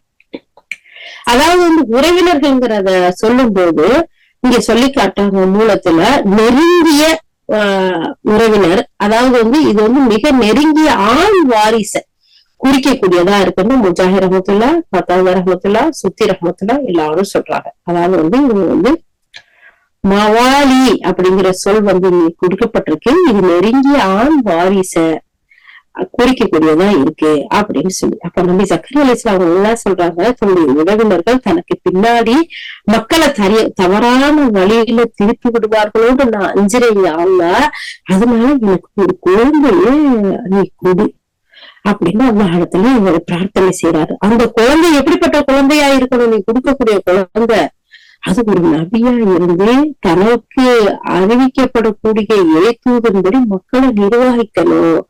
அதனால ஜக்கரியா அலைஹிஸ்ஸலாம் என்ன செய்றாங்க, அவங்களுடைய பிரார்த்தனையில எனக்கு ஒரு ஆண் பிள்ளைய கொடு அப்படின்னு கேட்காம கேக்குறாங்க. இப்படி அவங்க எனக்கு வாரிசா இருக்கணும், என்னுடைய உறவினர்களை பத்தி நான் பயப்படுறேன் அப்படின்னு சொன்னா, என்னுடைய உறவினர்கள்லாம் இந்த மக்களை தவறான வழிக்கு கூட்டிட்டு போயிடக்கூடாது. அப்போ அவங்க அந்த எனக்கு நீ கொடுக்கக்கூடிய பிள்ளைய உன்னால் தேர்ந்தெடுக்கப்பட்ட ஒரு நபியா இருக்கணும், அவருக்கு நீ வேதத்தை கொடுக்கணும், அந்த வேதத்தின்படி உன்னுடைய வாக்கின்படி மக்களை நிர்வகிக்கக்கூடிய ஒரு பிள்ளைய நீ குடியாங்களா அப்படின்னு சொல்லிட்டு உலகத்துல அதுவா செய்யறாரு. எந்த நேரத்துல அதுவா செய்யறாரு? அவர் ஒரு தூக்கத்துல எழுந்துருச்சு. அவர் எப்படிப்பட்ட நிலைமையில சூழ்நிலையில் அவர் இருக்கிறாரு? பலகீனம். இனிமேல் கிடையாது. உலக நியதிப்படி குழந்தை பிறக்குமா? நம்முடைய ஆய்வுப்படி, இன்னைக்கு அறிவியல் ஆராய்ச்சியின் படி பலகீனம் அடைஞ்சு ஒண்ணுமே இல்லாத நிலைமையில எப்படி குழந்தை பார்க்கவும் முடியாது. அவர் ரொம்ப தெளிவா சொல்றாரு, ஏன்னா என் அன்பெல்லாம் பலகீனமா போச்சு, என்னோட ஆற்றல் எல்லாம் குன்றி போயிருச்சு, வெளிப்படையாவும் சரி அந்தரங்கமாவும் சரி எனக்கு எந்த ஒரு சக்தியும் கிடையாது, ரொம்ப தெளிவா அல்ஹம்துலில்லாஹ் சொல்லி கேட்கிறாரு. அப்போ இப்படிப்பட்ட நேரத்திலும் கேட்டு அல்லாஹ் தஆலா இந்த இடத்துல சொன்னா, ஜக்கரியா அலைஹிஸ்ஸலாம் அவங்களுடைய பிரார்த்தனை ஏற்கப்பட்டதுன்னு. அல்லாஹு அக்பர். அப்போ அவங்க ஜக்கரியா அலைஹிஸ்ஸலாம் இருக்கிறாங்க, அவங்க தன்னுடைய செல்வத்துக்கு தன்னுடைய உறவினர்கள் வாரிசாகி விடுவாங்க அப்படின்றவங்க அஞ்சல. ஏன்னு சொன்னா, நபிங்கிறவங்க ஒரு உன்னதமான இடத்துல தகுதியில இருக்கக்கூடியவங்க. அவங்க தன்னுடைய செல்வம் குறிச்செல்லாம் இப்படி அச்சப்படவோ கவலைப்படவோ மாட்டாங்க. அதாவது யாவா எனக்கு ஒரு பிள்ளைய கொடு, என்னுடைய செல்வத்துக்கு என்னுடைய உறவினர்கள் வாரிசாயிருவாங்களோ நான் பயப்படுறேன், என் பிள்ளை அதுக்கு வாரிசாகட்டும் அப்படின்னு கேட்கல. உறவினர்கள் அந்த செல்வத்துக்கு வாரிசாராண்டு எண்ணி எரிச்சல் அடையவும் மாட்டாங்க. மற்றவங்களுக்கெல்லாம் நம்ம பிள்ளைகளுக்கு சொத்து முழுவதும் சேரணும் அப்படிங்கிறதுக்காக ஒரு குழந்தைய கொடு அப்படின்னு அவங்க கேட்கலாம். அவங்க மாறா அவங்க என்ன கேட்கிறாங்க, இந்த மாதிரி ஒரு கோரிக்கை வைக்கிறது ஒரு நபிக்கு ஒரு தகுதியாகவும் இருக்காது. அதனால என்ன சொல்றாங்க, ஜக்கரியா அலைஹிஸ்ஸலாம் செல்வராக இருந்தாருங்க, அவங்க எங்கேயுமே வரவும் இல்லை. தச்சரா அவங்க வேலை செஞ்சாங்க, கைத்தொழில் செஞ்சு அவங்க உழைச்சு சாப்பிடக்கூடியவர்களா இருந்தாங்க அப்படிங்கறதா வருது. சோ அப்ப முதல்ல அவங்க நம்முடைய சொத்துக்கு வாரிசா வரணும்னு அவங்க கேட்கல. ரெண்டாவது அவங்க சொத்து உடையவர்களா செல்வந்தரா இருந்தாங்கன்னு இந்த இடத்துல வரல அப்படிங்கறத சொல்லி காட்டுறாங்க. அப்போ நபிமார்கள் ஒவ்வொருத்தருமே எப்படிப்பட்டவங்களா இருக்காங்கன்னா, தொழில் செய்தவர்களாகவும் செல்வத்தை சேகரிக்க முடியாம இருந்தவர்களாகவும், அதுல குறிப்பா நபிமார்கள் உலக இன்பங்கள்ல ஈடுபாடற்றவங்களாவும் தான் இருந்திருக்கிறாங்க அப்படிங்கறத நம்ம பார்த்து வரோம். மூணாவது விஷயமா சொல்றாங்க, அல்லாஹ்வுடைய தூதர் ஸல்லல்லாஹு அலைஹி வஸல்லம், நபிமார்களான எங்களுக்கு யாருமே வாரிசாக மாட்டாங்க, நாங்க விட்டு செல்லக்கூடிய செல்வம் எல்லாமே தர்மமா தான் இருக்கும் அப்படின்னு சொல்லியிருக்காங்க. இந்த செய்தி உமர் ரலியல்லாஹு அறிவிக்கிறாங்க. சஹீஹ் புகாரில 3094வது ஹதீஸா, 4034வது ஹதீஸா, 7305வது ஹதீஸா பதியப்பட்டிருக்கு. மேலும் முஸ்லிம் ஷரீஃப்ல 3612வது ஹதீஸாவும் இருக்கு. சோ அப்ப இந்த இடத்துல 3 விஷயங்களை சொல்றாங்க. ஒண்ணு, ஜக்கரியா அலைஹிஸ்ஸலாம் தன்னுடைய சொத்துக்கு வாரிசா பிள்ளைய கேட்கல. ரெண்டாவது, நபி ஜக்கரியா அலைஹிஸ்ஸலாம் செல்வந்தராக இருந்ததா வரலாற்றுல இல்ல. மூன்றாவதா, நபி ஸல்லல்லாஹு அலைஹி வஸல்லம் சொல்றாங்க, நபிமார்கள் எங்களுக்கு யாருமே வாரிசாக மாட்டாங்க, நாங்க விட்டுட்டு செல்லக்கூடிய செல்வங்கள் எல்லாமே தர்மமா பொதுமக்களுக்கு போய் சேரக்கூடியதா தான் இருக்குது, எதிர்மான்ல சேர்த்துருவாங்க, அப்படிப்பட்டதா தான் இருக்கு அப்படிங்கறத சொல்லி காட்டுறாங்க. அல்ஹம்துலில்லாஹ். இன்னொரு அறிவிப்புல இதை பத்தி சொல்லும் போது சொல்றாங்க, இறைத்தூதர் சமுதாயத்தான எங்களுக்கு யாருமே வாரிசாக மாட்டாங்கன்னு நபி ஸல்லல்லாஹு அலைஹி வஸல்லம் சொல்லி இருக்கிறாங்க. இதை அபூ ஹுரைரா ரலியல்லாஹு அறிவிக்கிறாங்க. முஸ்லிம் அஹ்மதுல பதியப்பட்டிருக்கு. இப்ப மேல சொல்லப்பட்ட ஆதாரங்களுடைய அடிப்படையில நம்ம பார்த்தோம்னா, தனிப்பட்ட அருளால் எனக்கு ஒரு வாரிசை நீ வழங்குவாயாக நபி ஜக்கரியா அலைஹிஸ்ஸலாம் வாரிசா கேட்டாங்களே தவிர, ஜக்கரியா அலைஹிஸ்ஸலாம் அல்லாஹ் இடத்துல வேண்டிய இந்த நபித்துவத்துக்கு வாரிசுதான் அவங்க கேட்டாங்கிறது தெளிவா இருக்கு. சொத்துக்கு வாரிசு கேட்கல. நான் நீ ஒரு நபியா தேர்ந்தெடுத்திருக்கிறதா, எனக்கு பின்னாடி என்னுடைய குடும்பத்தார்களை உறவினர்களை நான் நினைச்சு பயப்படுறேன், அவங்க அந்த மக்களை எல்லாம் வழிகெடுத்துருவாங்களோடு எனக்கு ஒரு வாரிசு நீ கொடுத்தேன்னா அவர் என்னுடைய நபித்துவத்துக்கு வாரிசா இருப்பாரு, அவருக்கு நீ வேதத்தை கொடுப்ப, அவர் இந்த குடும்பத்தை இந்த மக்களை அழகிய வழியில நடத்துவாரு அப்படின்னு நபித்துவத்துக்கு வாரிசத்தான் கேட்டாருங்கிறது இந்த விஷயத்தையெல்லாம் பார்க்கும்போது தெளிவா தெரியுதுங்கிறத இந்த இடத்துல விளக்க சொல்றாங்க. அது மட்டும் இல்லாம அடுத்த வசனத்துல அல்லாஹ் தஆலா சொல்றான், 6வது வசனம் பாருங்களேன், யாக்கூபுடைய குடும்பத்தாருக்கு அவர் வாரிசாவாரு என்று ஜக்கரியா அலைஹிஸ்ஸலாம் கேட்கிறதா அல்லாஹ் இந்த இடத்துல சொல்லி காட்டுறான். எப்படி பாருங்க, 6வது வசனத்தை, அவர் எனக்கும் வாரிசாவார், யாக்கோபுடைய குடும்பத்தாருக்கும் வாரிசாவார், என் இறைவா அவரை அன்பு கூறியவராக ஆக்கு அப்படின்னு சொல்லி கேட்கிறார். அப்ப எனக்கு வாரிசுன்னு மட்டும் சொல்லணும். யாக்கோபுடைய குடும்பத்துக்கு யார் வாரிசாருவா? அந்த வழியில தானே அப்படி தொடர்ந்து நபிமார்கள் வர்றாங்க, அவங்களுக்கும் வாரிசா அவர் இருப்பாரு அப்படின்னு சொல்லி சொல்றாரு. இதை பத்தி சொல்லும் போது இன்னொரு வசனத்துல தாவூதுக்கும் சுலைமானுக்கும் வாரிசானார், 27வது அத்தியாயம் 16வது வசனத்துல அல்லாஹ் தஆலா சொல்றான். அப்ப நபித்துவத்தோட வாரிசானார் அப்படின்னு சொன்னா, ஏன்னா நபி தாவூத் அலைஹிஸ்ஸலாம் அவங்க செல்வத்துக்கு சுலைமான் அலைஹிஸ்ஸலாம் வாரிசாவது அப்படின்னு இருந்தா, தாவூத் அலைஹிஸ்ஸலாம் அவர்களோட மக்கள்ல சுலைமான் அலைஹிஸ்ஸலாம் அவங்க மட்டும் அல்லாஹ் பிரத்யேகமா குறிப்பிட்டிருக்க மாட்டான். மேலும் இதை இத சொல்லக்கூடிய விஷயத்துல பெரிய பலன் ஒன்று இருந்திருக்காது. அதாவது சுலைமான் தாவூத் அலைஹிஸ்ஸலாத்துக்கு நிறைய பிள்ளைகள் இருந்தாங்க. ஆனா இந்த இடத்துல அல்லாஹ் தஆலா சொன்னா தாவூதுக்கு சுலைமான் வாரிசானார். எந்த வகையில? நபித்துவத்துல அப்படிங்கறத அல்லாஹ் இந்த இடத்துல சொல்லி காட்டுறான். தந்தையுடைய சொத்துக்கு பிள்ளைகள் வாரிசாக இருக்குங்கிறது உலகத்துல அனைத்து சமுதாயத்திலையும் நடைமுறையில இருக்கக்கூடிய ஒரு விஷயமா தான் இருக்குங்கிறத உலகத்துல இருக்க எல்லாரும் அறியக்கூடியதா இருக்கு. அதனால நபித்துவம் போன்ற ஒரு தனிப்பட்ட வாரிசுரிமை தான் ஜக்கரியா அலைஹிஸ்ஸலாம் நீங்க கேட்டிருக்கிறாங்க. அப்படி இல்லாட்டி அல்லாஹ் தஆலா அதை தனிப்பட்ட முறையில குறிப்பிட்டிருக்க மாட்டான். அப்படிங்கிறதுக்கு தாவூத் அலைஹிஸ்ஸலாம் சுலைமான் அலைஹிஸ்ஸலாத்துக்கு வாரிசானாருங்கிற அந்த வசனத்தை எடுத்து போட்ட ரெஃபரன்ஸா இந்த இடத்துல கசீர் ரஹ்மத்துல்லாஹ் நமக்கு விளக்கம் சொல்றாங்க. அப்ப இறை தூதர்கள் சமுதாயமான எங்களுக்கும் யாரு வாரிசாக மாட்டாங்க, நாங்க விட்டு சொல்லக்கூடிய செல்வமெல்லாம் தர்மமே என்று நபி ஸல்லல்லாஹு அலைஹி வஸல்லம் சொன்ன இந்த கருத்து இது உறுதிப்படுத்தக்கூடியதா இருக்கு. அப்ப சொத்துக்கு வாரிசா அவங்க கேட்கல, நபித்துவம் தூதுத்துவத்துக்கு வாரிசத்தான் அவங்க கேட்கிறாங்க, சொல்லி இருக்கிறாங்க அப்படிங்கறத இங்க தெளிவுபடுத்தி நமக்கு காட்டுறாங்க. அதுக்கடுத்து பாருங்க, நபி ஜக்கரியா அலைஹிஸ்ஸலாம் அவங்களுக்கு கிடைக்கக்கூடிய வாரிசுரிமைங்கிறது கல்வி ஞானத்தை குறிக்கக்கூடியதா இருக்கு அப்படின்னு சொல்லிட்டு முஜாஹித் ரஹ்மத்துல்லாஹ் அவங்களும் நபித்துவம் மற்றும் ஞானத்துக்கு ஒரு வாரிசையே கேட்டாங்க அப்படின்னு சொல்லிட்டு ஹசன் பஸ்ரி ரஹ்மத்துல்லாஹும் தெரிவிக்கிறாங்க. நபி ஜக்கரியா அலைஹிஸ்ஸலாம் தன்னுடைய கல்வி ஞானத்துக்கு யாவ்தான் நீ வாரிசை கொடு அப்படின்ற மாதிரியும் முஜாஹித் ரஹ்மத்துல்லாஹ் இந்த விளக்கத்தை கொடுக்குறாங்க. ஆனா நபித்துவத்துக்கு வாரிசை கூடிய அல்லாஹ் அப்படின்னு சொல்லிட்டு ஹசன் பஸ்ரி ரஹ்மத்துல்லாஹ் இந்த 2 பேரும் விளக்கம் சொல்றாங்க.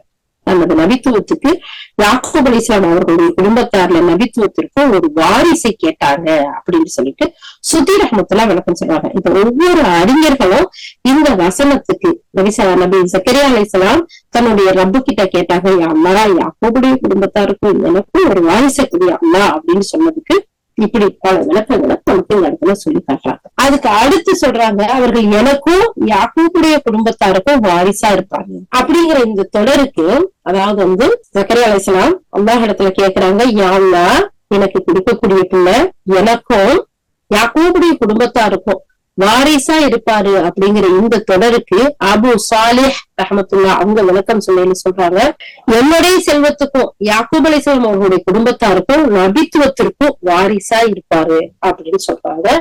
இந்த கருத்தை விரிவுரையாளரான இப்னு ஜரீர் ரஹ்மத்துல்லாஹ் அவங்க தனது விரிவுரையில இந்த கருத்தை தேர்ந்தெடுத்துக்கிட்டாங்க. அதாவது எங்களுடைய எல்லாத்துக்குமே ஒரு வாரிசா இருப்பாரு அப்படிங்கிற கருத்தை. சோ இப்ப இந்த தொடர்ல இறைவா அவரை உன்னுடைய அன்புக்குரியவரா ஆக்குவாயாக அப்படின்னு ஜக்கரியா அலைஹிஸ்ஸலாம் துஆ செய்யறாங்க. அதாவது உன்னாலையும் உன் படைப்புகளாலும் விரும்பத்தக்க ஒரு மனிதரா ஆக்குவாயாக, அவர் மார்க்கத்திலும் பண்புகளாலும் அவரை நீ நேசித்து உன் படைப்பினங்களையும் நேசிக்குமாறு செய்வாயாக. துவா கேட்டா இந்த மாதிரி துவா கேட்கணும். நம்மளும் துவா செய்யணும். நமக்கு எப்படி எல்லாம் துவா செய்யணும், அல்லாஹ்விடத்துல எப்படி நம்மளுடைய பணிவை வெளிப்படுத்தணும் முதல்ல. 2வது நம்ம எப்படி ஒரு தாழ்ந்த குரல்ல நம்ம ரப்ப அழைக்கணும். 3வது நம்ம எந்த நேரத்துல நம்மளுடைய ரப்ப அழைக்கணும், ஏதோ அல்லாஹ் தஆலா விரும்பக்கூடியவனா இருக்கான். 4வது நம்மளுடைய ஒவ்வொரு இயலாமைய சொல்லி சரணடையணும் நம்மளுடைய ரப்பு கிட்ட. 5வது நாம கேட்கக்கூடிய துவா ஒரு தூரமா கூட இருக்கணும் அப்படிங்கிறத இந்த வசனங்கள் மூலமா நாம உணரலாம். அப்ப நம்மளுடைய துவாக்கள் எப்படி இருக்கணும்? அல்லாஹிடத்துல நம்மளுடைய பணிவை வெளிப்படுத்தி தாழ்ந்த குரல்ல நம்மளுடைய அடிமைத்துவத்தை தன்னுடைய ரப்புக்கு முன்னாடி சரணடைஞ்சு நம்ம கேட்டு நம்ம ரப்பு கிட்ட கேட்கணும். யாரெல்லாம் நம்ம நிறைய பேர் பிள்ளைய கேட்கிறோம், பிள்ளை இல்லாதவங்க, பிள்ளை இருக்கிறவங்களுமே யாரெல்லா அடுத்து எனக்கு ஒரு பிள்ளைய தானே கொடுத்துருக்கேன், எல்லாம் அடுத்து ஒரு பிள்ளைய கூடிய அல்லா கேட்கிறோம். ஆனா அந்த பிள்ளை எப்படிப்பட்ட பிள்ளையா இருக்கணும்? அல்லா உன்னுடைய அன்புக்கு உரியவரா இருக்கணும். யாக்கூப் அலைஹிஸ்ஸலாம் வாரிசுக்கு அவங்களுடைய தொடர்ல இருந்து வரக்கூடிய அவங்களுக்கு எனக்கு வாரிசு அமையணும். அவங்க உன்னுடைய விருப்பத்துக்குரிய பிள்ளையாவும் இருக்கணும், உன்னுடைய படைப்புகளுடைய விருப்பத்துக்குரிய பிள்ளையாவும் இருக்கணும். இந்த மார்க்கத்துல பண்புள்ள பிள்ளையா இருக்கணும். யாருன்னா அவரை நீயும் நேசிக்கணும், இந்த படைப்பிடைகளும் நேசிக்கணும். இவ்வளவு அழகிய ஒரு துவாக்களை, எவ்வளவு ஒரு அழகிய வழிகாட்டுகளை அல்லாஹ் சுப்ஹானஹு வ தஆலா இந்த வசனங்கள் மூலமெல்லாம் நமக்கு கற்றுக் கொடுக்குறானா அப்படின்னு சொல்லி பார்த்தோம். அடுத்து 7வது வசனம், ஜக்கரியா அலைஹிஸ்ஸலாம் சொல்றாங்க. அதுக்கு இங்க பதில் சொல்லப்படுது, ஜக்கரியாவே நிச்சயமாக நாம் உமக்கு ஒரு ஆண் குழந்தை வழங்குவோம் என நற்செய்தி கூறுகிறோம். சுப்ஹானல்லாஹ். அல்லாஹ் சுப்ஹானஹு வ தஆலா ஜக்கரியா அலைஹிஸ்ஸலாத்துடைய அந்த துஆவை, அவங்களுடைய பிரார்த்தனைய அல்லாஹ் கபூல் செஞ்சு பதில் சொல்றான். உங்களுக்கு நம்ம ஒரு ஆண் குழந்தையை கொடுப்போம் ஒரு நற்செய்தி சொல்றோம். அவருக்கு பேர் நாமளே செலக்ட் பண்ணிட்டோம், அவர் பேர் யஹ்யா ஆகும். அவருக்கு ஒப்பான ஒருத்தரை இதுக்கு முன்னாடி நம்ம இந்த உலகத்துல படைக்கவே இல்லை, கொடுக்கவே இல்லை. அந்த பேரை யாருக்குமே சூட்டப்பட்டதே இல்லை அப்படின்ற அல்லாஹ் தஆலா பதில் கொடுக்குறோம். அப்ப எழுத்துகள் சக்கலேஸ்வரவங்க மூட்டடைஞ்ச பிறகும், வயசான பிறகும் அவங்களுக்கு குழந்தை இல்லைங்கிற அந்த தன்மை தொடர்ந்து இறைத்தூதரை எடுத்துரைப்பதற்காக அதை நமக்கு ஒரு குழந்தை பிறக்கணும், நம்ம நபித்துவத்துக்கு நமக்குள்ள வாரிசா இருக்கணும், இந்த மக்களை வழிநடத்தக்கூடிய பிள்ளையா இருக்கணும் அப்படின்னு சொல்லிட்டு அல்லாஹிடத்துல அவங்க கேக்குறாங்க. அந்த வயசான காலத்துல அவங்களுடைய வேண்டுதலை அல்லாஹ் தஆலா ஏற்றுக்கொண்டு அவங்களுக்கு ஒரு ஆண் மகனை கொடுக்குறான்.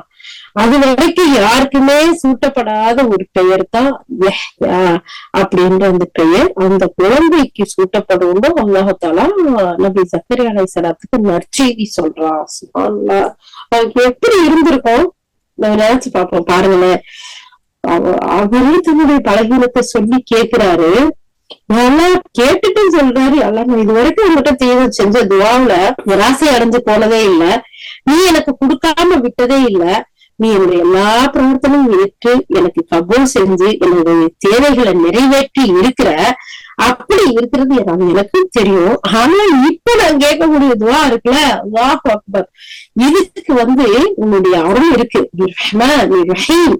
ஆனாலும் உன்னுடைய பிரத்யேகமான தனிப்பட்ட விசேஷமான அருள்ல சொல்லுவாங்கல்ல, தனியா எக்ஸ்ட்ரா அந்த கவர்மெண்ட்ல இருந்து அந்த கோட்டாவில இருந்து கொடு அப்படின்னு சொல்லிட்டு, அது மாதிரி அவர் கேட்கிறாரு, உன்னுடைய விசேஷமான உன்னுடைய தனிப்பட்ட அருள் இல்ல, என்னுடைய பலகீனத்தை எல்லாம் பார்த்துட்டு எல்லாமையும் பார்த்துட்டு நீ குடி அல்லா. இது சாத்தியமா? அல்லாஹ் சுப்ஹானஹு வ தஆலாவை தவிர இந்த விஷயத்தை நடத்தி காட்டுறது சாத்தியமா? இல்லவே இல்லை. ஆனா சொல்றான், ஒரே பின்னாடி கேட்கையில அல்ஹம்துலில்லாஹ் அழகா அல்லாஹ் பதில் சொல்லுவான். சோ இந்த வசனத்துல உள்ள ஒரு பொருளை அதோட பார்க்கும்போது எப்படி இருக்குன்னு சொன்னா, நபி ஜக்கரியா அலைஹிஸ்ஸலாம் கேட்ட அந்த பிரார்த்தனைக்கு பதிலளிக்கப்பட்டதுன்னு சொல்லுது. இத ஜக்கரியாவை நிச்சயமா நம்ம உங்களுக்கு ஒரு ஆண் குழந்தையை வழங்குவோம் அப்படிங்கிற நற்செய்தியை அல்லாஹ் தஆலா சொல்றான். அது மட்டும் இல்ல, அந்த ஆண் குழந்தைக்கு நம்மளே பேர் சூட்டிட்டோம் யஹ்யான்னு சொல்லிட்டு அப்படின்னு சொல்லிட்டு. இத பத்தி சொல்லும் போது இன்னொரு வசனத்துல அல்லாஹ் சொல்லி காட்டுறான், இங்குதான் ஜக்கரியா அலைஹிஸ்ஸலாம் இறைவனிடம் பிரார்த்தனை புரிந்தார், என் இறைவா உன்னிடம் இருந்து எனக்கு ஒரு தூய்மையான வழித்தோன்றலை அருள்வாயாக, நீ பிரார்த்தனை செவி உருவனாய் இருக்கின்றாய் அப்படின்னு சொல்லிட்டு இன்னொரு இடத்துல ஜக்கரியா அலைஹிஸ்ஸலாம் அந்த இடத்துல பிரார்த்தனை செஞ்சதை பத்தியும் இந்த இடத்துல நமக்கு எடுத்து சொல்றாங்க. சொல்றாங்க 3வது அத்தியாயம் 38, 39வது வசனம். அப்ப துவா செஞ்சுட்டு சொல்றாங்க, நம்ம பார்த்தோம்ல சூரா ஆல இம்ரான்ல மரியம் அலைஹிஸ்ஸலாத்தை போய் சந்திக்கிறாங்க. மரியம் அலைஹிஸ்ஸலாம் அவங்க அழகான அந்த சீசன்ல கிடைக்காத சாப்பாடுகளை ஃப்ரூட்ஸ் எல்லாம் வச்சு சாப்பிட்டுக்கிட்டு இருக்காங்க. மரியமே உனக்கு எங்க இருந்துமா கிடைச்சிச்சு, நீ இப்படி சாப்பிட்டுட்டு இருக்கிய, எனக்கு அல்லாஹ்வின் புறத்துல இருந்து கிடைச்சிச்சு. இப்படித்தான் தன் நாடக்கூடியவங்களுக்கு அல்லாஹ் உணவளிக்கிறான்னு அவங்க சொல்றாங்க. அப்போ அந்த இடத்துலயே இருந்துகிட்டு ஜக்கரியா துவா செய்யறாங்க, யாருலா இவனுக்கு இந்த மரியனுக்கு நீ இப்படி அழகான கிடைக்காத சாப்பாடுகள் எல்லாம் கொடுப்பேன்னா ஏன் எனக்கு நீ பிள்ளைய கொடுக்க கூடாது? அல்லாஹு அக்பர், அல்லாஹு அக்பர். அப்ப அந்த அளவுக்கு ஈமான், அந்த அளவுக்கு யக்கீன், அந்த அளவுக்கு உறுதி, அவங்களுக்கு நம்பிக்கை. அல்லாஹ் சுப்ஹானஹு வ தஆலா ஆற்றல் மிக்கவன், பேராற்றல் மிக்கவன் அப்படிங்கறதுல. அல்லாஹு அக்பர். சோ அப்படி அவங்க தன்னுடைய ரப்பு கிட்ட சொல்றாங்க, இறைவா இன்னைக்கு எனக்கு ஒரு தூய்மையான வழி தோன்றக்கூடிய அல்லா, சும்மா ஆகாத போகாத வீணா போன பிள்ளைங்க இல்லையா அல்லா, நீ குடிக்கக்கூடிய பிள்ளை தூய்மையான பிள்ளையா இருக்கணும் அல்லா. அது அந்த பிள்ளை எனக்கு என்னுடைய குடும்பத்தாருக்கும், அதாவது யாக்கூப் அலைஹிஸ்ஸலாம் அவங்களுடைய குடும்பத்தாரும் அவங்களுடைய வழித்தோன்றலுக்கே வாரிசா இருக்கணும் அல்லா அப்படின்னு சொல்லி அவங்க கேட்ட அந்த பிரார்த்தனைய அல்லாஹ் கபூல் செய்யறான். அவங்க கேட்டுட்டு தொழுக இடத்துல நின்று தொழுதுகிட்டு இருந்த அவரை வானவர்கள் அந்த அவருடைய துவாவை கேட்ட அல்லாஹ் கபூல் செஞ்சுட்டான், ஏற்றுக்கொண்டான். அப்ப ஒரு தொழுகையில கேட்டுட்டு போய் நின்று தொழுதுட்டு இருக்கிறாரு, அந்த மாடத்துல இருக்கிறாரு. அப்ப வானவர்கள் அவங்களை கூப்பிட்டு சொல்றாங்க, அல்லாஹ் உங்களுக்கு எகியாங்கிற ஒரு மகனை கொடுக்க போறதா நற்செய்தி சொன்னா. அல்லாஹ்வின் பாதையில உண்மையானவரா அவர் இருப்பாரு, மக்களுக்கு தலைவராகவும் இருப்பாரு, மன கட்டுப்பாடு மிக்கவரா இருப்பாரு, நபியா இருப்பாரு, நல்லவர்கள்ல ஒருத்தரா இருப்பாரு அப்படிங்கிற ஒரு செய்திய சொல்றாங்க. 3வது அத்தியாயம் 38வது வசனம் 39வது வசனம். கேட்ட துஆவுக்கு எவ்வளவு ஒரு அழகா, ஒரு ஆழமா, ஒரு நம்பிக்கையோட கேட்டா உடனே பதில். நிச்சயமா நம்ம சொல்றோம், நம்மளும் துவா கேட்டுக்கிட்டே தாமா இருக்கோம், எந்த துவாவையும் அல்லாஹ் கபூல் செஞ்ச மாதிரி இல்ல. ஒவ்வொன்றுக்கும் ஒரு காலக்கெடு, பொறுமை எல்லாமே இருக்கு. அல்லாஹ்தாலா ஒவ்வொன்றும் அந்த அளவுக்கு நம்ம துவா கேட்டுட்டு பொறுமையா இருக்கணும். ஏன்னா நபி ஸல்லல்லாஹு அலைஹி வஸல்லம் ஒரு சிலருக்கு உடனே அல்லாஹ் கபூல் செய்யறான், பல விதமான விஷயங்கள் அல்லாஹ்தாலா நமக்கு சொல்லி கொடுத்திருக்காங்க. ஆனா எவ்வளவு காலம் அவங்க பொறுமையா இருந்தாங்க. சுப்ஹானல்லாஹ், அந்த மக்காவுல 13 ஆண்டு காலங்கள் அவ்வளவு பொறுமையா அவங்க இருக்கிறாங்க.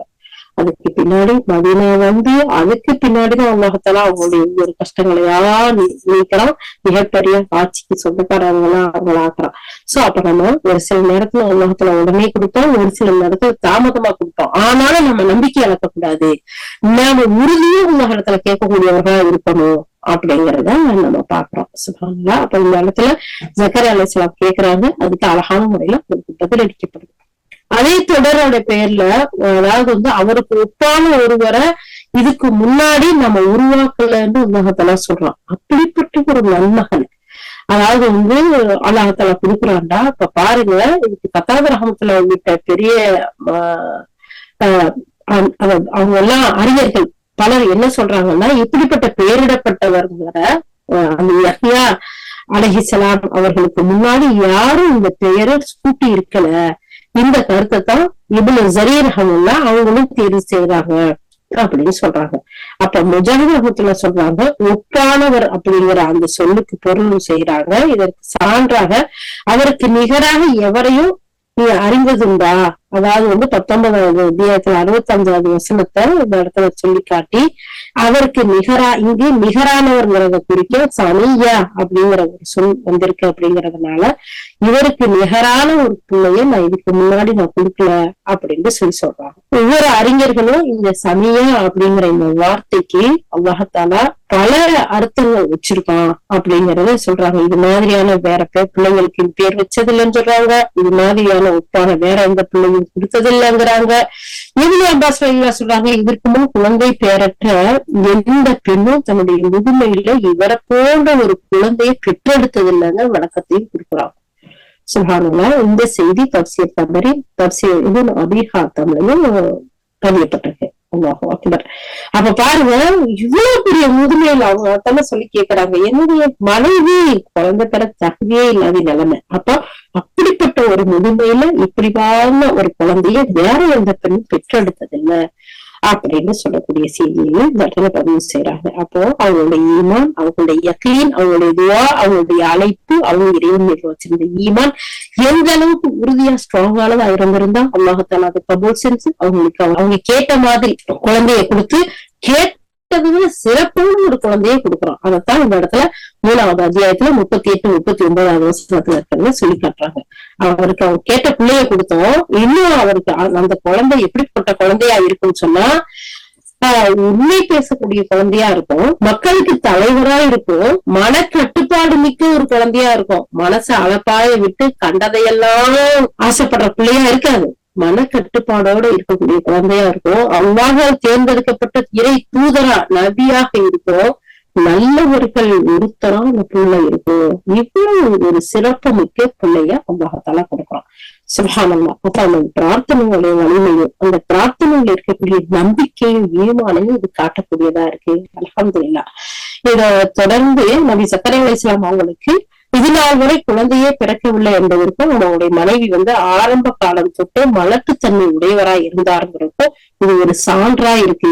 அப்ப அது வரைக்கும் நபி ஸக்கரியா அலைஹிஸ்ஸலாத்துக்கு குழந்தை பிறக்கல, அவங்களுடைய மனைவிக்கும் குழந்தை பிறக்கல. இந்த நேரத்துல நிறைய குழந்தை பிறக்க தாமதமா இருக்கக்கூடிய தம்பதிகள் இந்த வசனங்களை படிக்கும் போது கேட்கும் போது அல்லாஹுடைய இந்த வசனத்தின் மீது நம்பிக்கை கொண்டு உறுதியான ஈமானோட இருக்கணும், யக்கீனோட கேட்கணும். அப்போ அல்லாஹ் சுப்ஹானஹு வ தஆலா ஸக்கரியா அலைஹிஸ்ஸலாம் அவங்களுக்கும் அவங்களுடைய துணைவியாருக்கும் கொடுத்தது மாதிரி இன்ஷா அல்லாஹ் அல்லாஹ் நாடுனா இந்த துனியாவுல அழகிய குழந்தை செல்வத்தை அல்லாஹ் தஆலா கொடுக்கலாம். இல்லையே அவங்க பொறுமை காத்தாங்கன்னா அவங்களுக்கு இதை விட சிறந்த ஒரு செல்வத்தை அல்லாஹ் மறுமையில கொடுக்கலாம்ங்கிறதுக்கும் ஒரு அழகான ஒரு சுப செய்தியான ஒரு நிம்மதிய அமைதியை கொடுக்கக்கூடிய ஒரு வசனமா இது இருக்கு. ஏன்னு சொன்னா சுப்ஹானல்லாஹ் ஸக்கரியா அலைஹிஸ்ஸலாம் தன்னை பத்தி சொல்லி காட்டும் போது எவ்வளவு ஒரு இதா அவங்க வெளிப்படையா சொல்லி காட்டுறாங்க. அப்ப அவ்வளவு காலம் உங்களுக்கு பிள்ளை இல்லாம இருந்திருக்குதுன்னு சொன்னா அப்ப பாருங்க, அல்லாஹு அக்பர் அல்லாஹு அக்பர், அவங்க எவ்வளவு பொறுமையா இருந்திருப்பாங்க. அந்த சமுதாயம் அவங்கள சும்மாவா விட்டுருக்கோம், எவ்வளவு பேசியிருக்கோம், அவங்களுடைய மனைவியை பேசியிருக்கோம், பொறுமையோட இருந்தாங்க, சகிப்புத்தன்மையோட இருந்தாங்க, நம்பிக்கை இழக்காம இருந்தாங்க, தன்னுடைய ரப்பின் மீது உறுதியான ஈமானோட இருந்தாங்க. கடைசியாகவும் சரி பரவாயில்ல அல்லாஹ் தஆலா சொல்றாங்க, தன் நாடுறவங்களுக்கு ஆண் குழந்தையை கொடுக்குறான், தன் நாடுறவங்களுக்கு பெண் குழந்தையை கொடுக்குறான், தான் நாடக்கூடியவர்களுக்கு ரெண்டையும் சேர்ந்து கொடுக்குறான், தான் நாடக்கூடியவர்களுக்கு குழந்தையே இல்லாம வைக்கிறான் அப்படின்னு சொல்லிட்டு. சோ அந்த மாதிரி பரவாயில்ல அல்லாஹ் நமக்கு கொடுக்கல அப்படி அதாவது நாடுல பிறந்து இருந்தாங்களா? இல்ல, நம்பிக்கை இழக்காம கேட்கிறாங்க பாருங்க. பொதுவான குரல்ல தன்னுடைய பலகீனத்தை சொல்லி தன்னுடைய அடிமைத்துவத்தை சொல்லி அழகான முறையில. அது மட்டும் இல்லையா, அதான் இதுவரை கேட்டது கொடுத்துருக்கியா, நான் அது எனக்கு தெரியும் செய்யுமே, அப்புறம் எனக்கு திருப்பி கூடியாங்களா? அப்ப நம்ம உரிமையோட புரிவாதமா ஒரு இறக்கமா இன்னும் என்னவெல்லாம் சொல்லலாம். கேட்கறதுக்கு ஒரே ஒருத்தர் யாருன்னா நம்முடைய ரப்புதான், நம்ம படைச்ச இறைவன் தான். அவன மாதிரி இரக்கம் காட்டுவோம், நம்மளுடைய தேவைகளை நிறைவேற்றுவோம், நம்மளுடைய ஹாஜத்துக்களை நிறைவு செய்வோம், வேற யாராலும் முடியாதுங்கிறத இந்த வசனத்தின் மூலமெல்லாம் நம்ம தெரிஞ்சுக்கலாம். அல்ஹம்துலில்லாஹ். இதை தொடர்ந்து இந்த இடத்துல ஒரு விஷயத்த சொல்றாங்க. இப்ராஹிம் அலைஹிஸ்ஸலாம் சாரா அலைஹிஸ்ஸலாம் தம்பதியருக்கு அவங்களுடைய நிலை வேறையா இருந்துச்சு. அவங்களுக்கு இஸ்மாயில்ன்ற குழந்தை 13 ஆண்டுகளுக்கு பிறகு இசாக் அலைஹிஸ்ஸலாம் பிறந்தாரு அப்படிங்கிற நற்செய்தி சொல்லப்பட்டிருக்கு. அவர்கள் வியப்படைந்தாங்க அதை கேட்டு. இங்கு இந்த தம்பியர்களுடைய முதுமையே வியப்புக்கு காரணமா இருந்தது தவிர குழந்தை பேரின்மை காரணமா இல்ல அப்படிங்கறத சொல்றாங்க. இதனால என்னை முதுமை வந்தடைந்து விட்ட நிலையில எனக்கு நற்செய்தி கூடுகிறீர்களா அப்படின்னு சொல்லிட்டு அந்த அடிப்படையில நற்செய்தி நீங்க சொல்றீங்கன்னு சொல்லக்கூடிய செய்திதான் 15வது அத்தியாயத்துல 54வது வசனமா இப்ராஹிம் அலைஹிஸ்ஸலாம் அவங்க மாணவர்கிட்ட கேட்டாங்க அப்படிங்கிற செய்தி இருக்கு. நபி ஸக்கரியா அலைஹிஸ்ஸலாம் குழந்தை செல்வத்தை இறைவனிடம் கேட்டப்ப அவங்களுடைய வயது சொல்றாங்க 120 இருந்துச்சுன்னு சொல்லப்படுது. சிலர் 85 வயது அப்படின்னு சொல்றாங்க, 75 வயது சிலர் சொல்றாங்க, 65 வயது சிலர் சொல்றாங்க. ஆக தலை நரைச்சு போயிருந்தது. ஸக்கரியா அலைஹிஸ்ஸலாமுடைய துணைவியாருக்கு சொல்லும் போது அவங்க ஈசா பின்த் தாவூத் பின் கபீல் ஆவார் அப்படின்னு சொல்றாங்க. அந்த மரியம் அலைஹிஸ்ஸலாம் தாயாரான ஹன்னா பின் தாவூத்தாவின் சகோதரியா இவங்க இருந்தாரு. அதாவது ஸக்கரியா அலைஹிஸ்ஸலாம் மரியம் அலைஹிஸ்ஸலாத்துடைய மரியம் அலைஹிஸ்ஸலாமுடைய தாயோட சிஸ்டரை தான் திருமணம் முடிச்சிருந்தாங்க அப்படிங்கறத இங்க சொல்றாங்க. சோ அப்ப சொல்லும் போது என்ன செய்றாங்க, இம்ரானுடைய மகள் சொல்லும் போது இதனுடைய அடிப்படையில மரியம் அலைஹிஸ்ஸலாம் அவங்களுடைய நேரடி சகோதரியா இருக்கிறாரு. ஸக்கரியா அலைஹிஸ்ஸலாம் அவங்களுடைய துணைவியா இருக்கு. அப்ப 98 வயசா இருந்துச்சுன்னு சொல்லப்படுது. ஆக குழந்தை பாக்கியம் அற்றவரா மலடியா இருந்தாரு அப்படிங்கிறது இந்த இடத்துல சொல்லப்படுது. சுப்ஹானல்லாஹ். அப்ப ஜக்கரியா அலைஹிஸ்ஸலாம் ஒரு அறிவிப்பின்படி 120, 85, 75, 65 வரைக்கும் போறாங்க. 65ல இருந்து 120 வரைக்கும் அவங்களுடைய வயசு கொண்டு போறாங்க. அல்லாஹ் அறிந்தவனா இருக்கான். ஆனா அடுத்து ஜக்கரியா அலைஹிஸ்ஸலாத்துடைய மனைவியை சொல்லும் போது அவங்க 98 வயசா இருக்காங்க அப்படின்னு சொல்லப்படுது. இந்த ஜக்கரியா அலைஹிஸ்ஸலாத்துடைய மனைவி ஹன்னா, அதாவது மரியம் அலைஹிஸ்ஸலாமுடைய தாயுடைய சகோதரியா இருந்தாங்க அப்படின்னு சொல்றாங்க. இந்த நிலையிலதான் ஜக்கரியா அலைஹிஸ்ஸலாம் யஹ்யாவை எனக்கு அவங்க இடத்துல துவா செய்யறாங்க அப்படிங்கறத சொல்லப்படுது. சுப்ஹானல்லாஹ். இதெல்லாம் தப்சீர் அல் பஹ்ருல் முஈத் அப்படிங்கறதுல பதியப்பட்டிருக்கு, அல் குர்துபில பதியப்பட்டிருக்கு, அல் ஜலாலின் அந்த கிதாப்லயும் மாதிதிங்கிற கிதாப்லையும் பதியப்பட்டிருக்கு. சுப்ஹானல்லாஹ். எது எப்படியோ 120 இருந்தாலும் சரி, 65 இருந்தாலும் சரி, அவ்வளவு காலம் 65 to 120 இருந்தாலும் சரி, அவ்வளவு காலங்கள் குழந்தைகள் பேரற்றவர்களா இருந்து அவங்க வயசான பின்னாடி அல்லாஹ் இடத்துல அவங்க நம்பிக்கையான காமதியா செய்யறாங்க.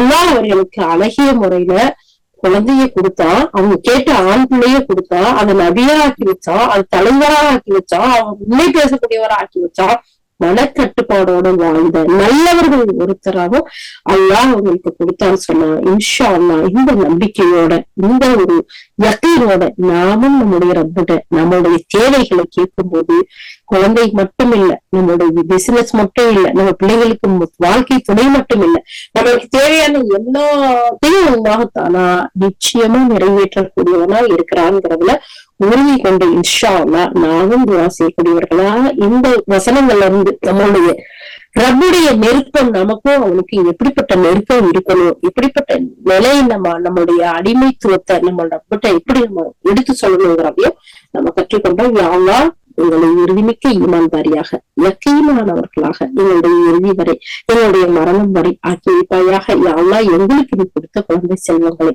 வல்லவராக உண்மை பேசக்கூடியவர்களாக மார்க்கத்தின் தலைவர்களாக யா அல்லாஹ் உன்னால் பொருந்தி கொள்ளப்பட்ட மக்களாக யா அல்லாஹ் உன்னுடைய அழகான படைப்புகளான மற்ற மனிதர்களாலும் போற்றக்கூடிய நன்மக்களாக எங்களையும் எங்களுடைய வாரிசுகளையும் ஆக்கி அருள் தருவாயாக. وآخر دعوانا الحمد لله رب العالمين. سبحان الله بحمده سبحانك اللهم وبحمدك نشهد أن لا إله إلا أنت نستغفرك ونتوب إليك. سبحان ربك رب العزة عما يصفون والسلام على المرسلين والحمد لله رب العالمين. السلام عليكم ورحمة الله وبركاته.